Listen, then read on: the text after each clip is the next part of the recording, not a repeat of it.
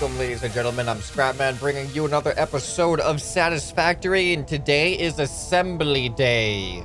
We're gonna build an assembler part of our factory, and this is where things are probably gonna get really, really complicated, but the new philosophy is no regrets. I've built what I've built. It works for what it's doing, and now we gotta make it do other things that we may not be lined up for.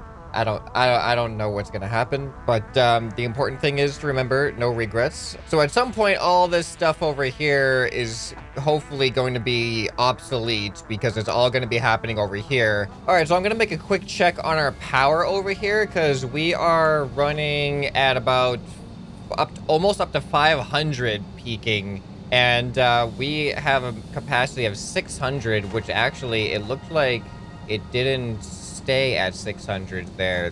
Our last couple, okay, it looks like our last couple ones here, oh, this one's full. This one is not this one's not getting enough, so we need to increase our output of coal, which I think we could do. I'm going to do some overclocking up here. We have a miner Mark II, I'm pretty sure, because I think assemblers are going to cost a lot more power, so we do not want to overdraw, I guess, for power. Okay, so I'm just gonna overpower this coal miner. We're gonna increase productivity. 360! That's more than... Okay, I can't do 360. I can do up to 270. Alright, there we go. We'll keep it at 271, which will be slightly more than these conveyor belts can do. Wait. I learned a trick. If we go ragdoll, there we go. Then we don't take any fall damage. So thanks to the comments for mentioning that little trick there. Okay, so now that we have 270 going down, that is being divided 3 ways here. All right, so then we're going 90, 90, 90, 90 down here, which means 30, 30, 30 in this direction, but all the excess is just going over here anyway, which is good. So then 90, I actually rerouted this further down the line too, rather than being so early down the line. So that, should keep feeding down here, and this should feed faster now down here. So let's go and check this guy. Oh, look at that. He's already up. So I'm hoping that we can add one more of these guys and it'll still work. So do we have what we need to add a coal generator?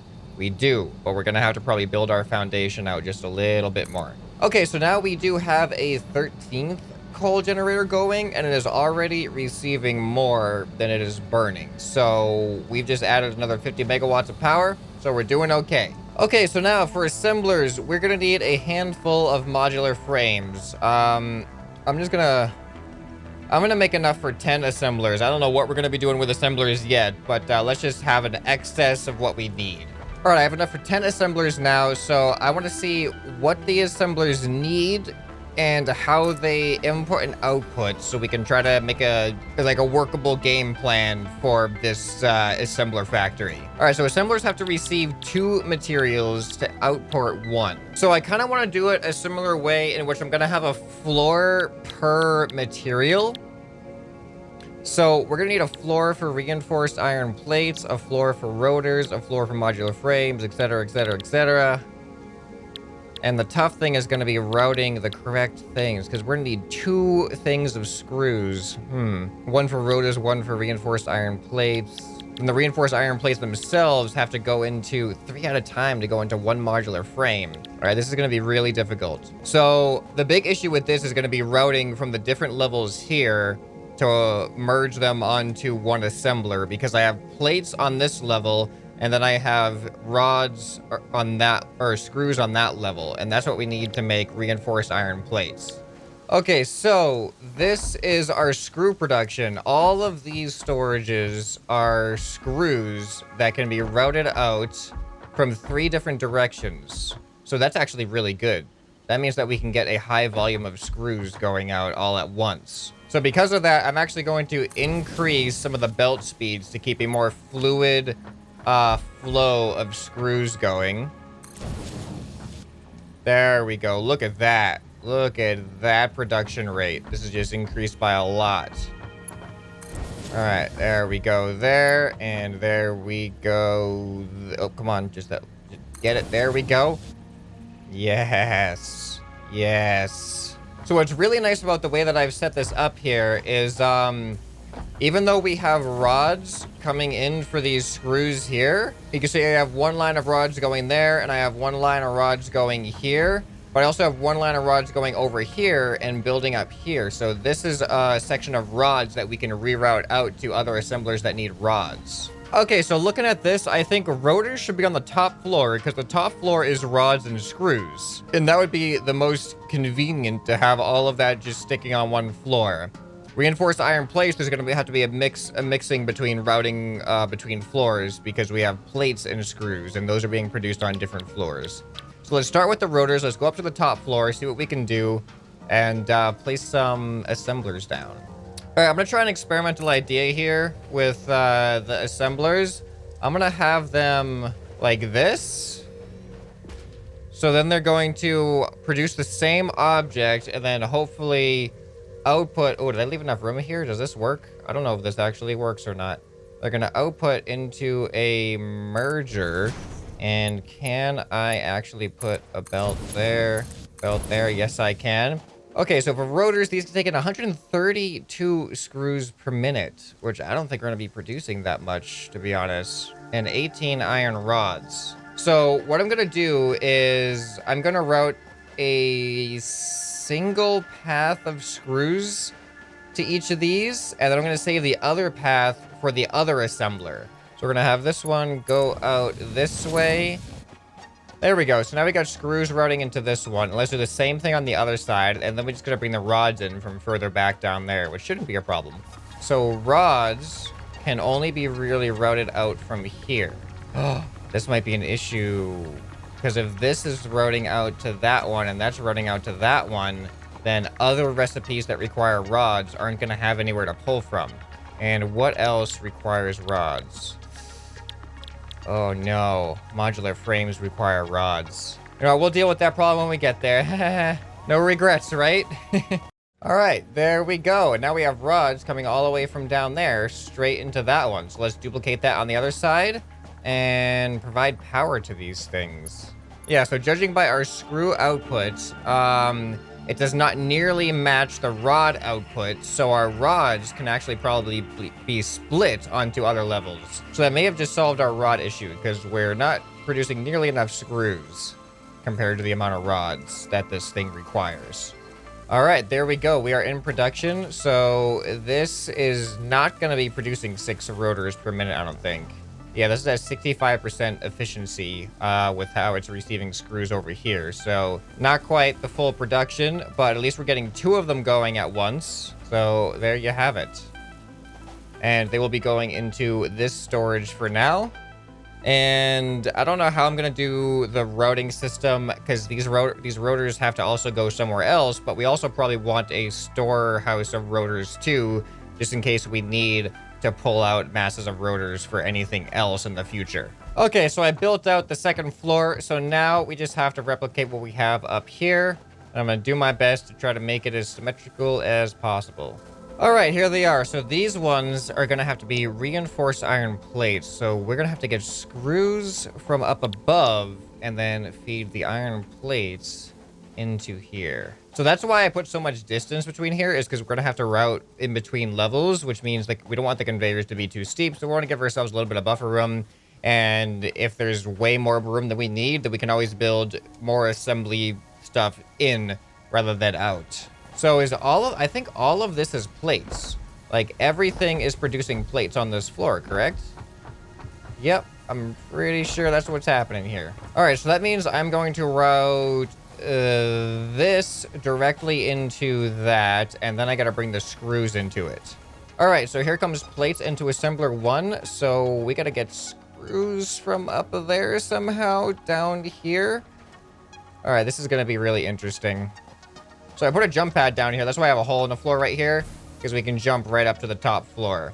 All right, so for screws, ooh, I didn't think about this. We have this. Oh wait, no. What if we do that? And then we can route right down there. Ooh, this could work. All right, Mark 2.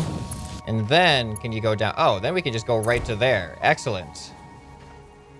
All right, that's good. And then we should be able to do that. And then that. And then, what? Can't afford, oh, are you kidding me? Are you kidding me right now? We need 2 more reinforced iron plates, and that's exactly what these are supposed to be producing in the first place. So I gotta run all the way over there to get my reinforced iron plate. No, all the way over there to get my reinforced iron plates. Unless I have someone hiding over here somewhere. Okay, we're back, and we can finally connect that little section. I just spent like 5 minutes running all the way around to get 2 reinforced iron plates just to connect that tiny little section. All right, so that should give us 2 assemblers worth of plates, or yeah, reinforced iron plates going. These are not receiving very many plates though. Oh, well, this side's receiving a ton of plates because we got a bunch of excess there, but that side was recently constructed, so it hasn't had a backlog of plates built up yet. Okay, so now, modular frames.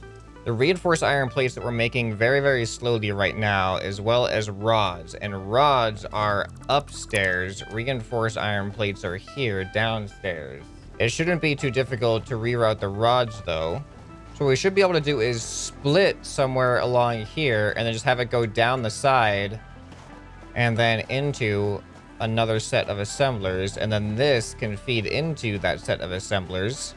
But we don't want to put all of our reinforced iron plates in, because then we're not going to have any for just backup for when we need like to build Mark II conveyor belts. Which is why I think I'm going to split the storage here. And we're going to do a similar thing that's going to give us 3 routing options.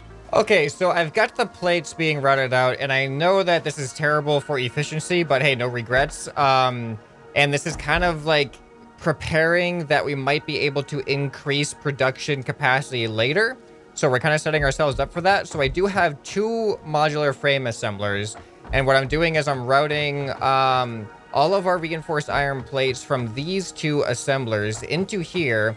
That is then being split out in 3 directions. This is just going to store the iron plates right there. So that's just going to rack up and not go anywhere, just so that we have a place to get iron plates. And then a third of it's going to go this direction, a third of it's going to go that direction. This direction is being rerouted over there. This direction is being rerouted over there. And the reason why I route it through these storages is just in case for some reason there's a backup of we're not producing or we're not assembling the iron plates fast enough. It'd be nice if there was just extra for them to just kind of pile up. So I kind of like just having that safety net of storage somewhere in the line that we can always just pull from if there's a backup. Okay, so now we got to bring rods down here from up above, which I'm thinking shouldn't be too big of an issue. Oh, actually, what if we routed it from right here rather than on the side? Where are they? Yeah, that could totally work. So let's put a splitter. All right, let's do that. Then we can put a hole right there. Look at that. Then it could just go right down there. All right, and there we go. We got rods coming down on this belt into this one, and we're just gonna duplicate that on the other side, and we will have 2 things of modular frame assemblers going, which is gonna be the first time actually that I've ever had modular frames being automated. So just to reiterate, since there is a backup of rods going into these assemblers to produce, what are they producing? Rotors. We can just split them off here because we're also going to have a backup of rods down here because we're not producing nearly enough iron plates, reinforced iron plates for these things. All right, so let's bring this one on down. There we go, just like that, just like that, and oh, nope, that one was too far. I don't like it when it's like almost a 90-degree angle, but then it overshoots it a little bit. There we go, perfect. All right, so now we should have these being produced, and then we can go ahead and put a storage right in front of this, with just a normal conveyor belt, because we are not going to be producing more than 60 a minute of these guys. That's just some backup. That's just backup. That's not the normal. That's not going to be the normal rate at all. Yep, there we go. That's everything that we produced so far, and now we got to do it at the normal rate. But you know what I can do? I have iron plates on me. I'm just going to fill them up with 100 each so they can start producing a decent stockpile of modular frames to start with. All right, and we're like reaching the end here. So let's see, what other recipes do we have? Encased beams, stators, and motors. So motors requires rotors. and stators, which means we need a steel factory up next. So a steel factory is going to have to be somewhere different completely. Not in this line here, because we need to get coal. And right now, coal is being routed into our miniature steel factory right there. But maybe we can get another coal source for a completely independent steel factory. Wait, let's go ahead and check on our 13th coal generator to see if it's actually stocking up on coal, receiving more than it's burning. Oh yeah, we are so good. That overclocking on our coal. What? This is here? Have I seen this? What? We got circuit boards? Okay. What else do we got here? Anything else good? Just a bunch of wire? All right, what do we need for this? It's already operational? Oh, we need 1,000 screws. What? I could have been researching a hard drive this whole time. This thing was just sitting here right at the edge of my base. Oh, what a great way to kind of finish off the video here. Let's research this hard drive. And then we're going to get an alternate blueprint, which could potentially put a wrench in everything we've just done and make us want to remap everything. But I want to see, is there anything else of value besides wire here? All we have, I'll pick up a little bit of wire. Oh, here we go. Here we go. There's some more circuit boards. Excellent. All right. I've never been out over here. What is this area, by the way? Is this the edge of the map? Yeah, it looks like the edge of the map, doesn't it? I think that's the edge of the map. All right, well, I'm not going to go too far. We're just wasting time that we could be researching the hard drive. So let's go back to our hub, research the hard drive, see what this thing's all about. I cannot believe I could just open that just right there. That was amazing. All right, here we go. Hard drive research, 10 minutes. I'll see you at the end of 10 minutes. All right, while I'm waiting for that hard drive to research, I was just checking on our assemblers here. This is our rotor assembly, and you can see that even though these rods are being split into 2 directions, like, we're just not using nearly enough rods with these assemblers because the other material is the more scarce resource for feeding into these. I think we've made some good decisions as far as, like, design and routing options. Let's get an aerial view of this place, actually. Let's go ahead and put down a lookout tower. Check this out. So we have, this is all feeding into rods and then screws. And then you can see the rods are then feeding out to the sides to go into these assemblers, and the screws are coming out into those assemblers. This is working pretty well. And you know what I'm going to do right now? I'm going to delete this. And what that's going to do is increase, look at that. It just increased the production there because I don't think saving up screws is going to be super important right now because we have screws also being produced over there. And we can use that for just our general screw storage. In the meantime, I think right now it's more important to get a higher production of screws going out into these assemblers. And I might be able to do that. Can I do... Oh, that was a little bit much. Can I do that downstairs with anything here? You know what? This isn't receiving enough iron plates, and I'm really surprised by that. This has more than enough screws, but not enough iron plates. You know what? No, this is the only one that needs iron plates, which means I'm going to increase the rate of iron plates going out over here by also routing this storage onto here. We're gonna go ahead and connect that back up, and then we can connect this one up. So now twice as many iron plates are gonna be going through here. A ton of them are actually gonna be coming out of here because this has just been storing so many iron plates. And let's go ahead and do this on the other side too. Actually, this side is backed up. Why is this side backed up? But that side was so not backed up. Did we do something different over there? I'm a little bit confused by that.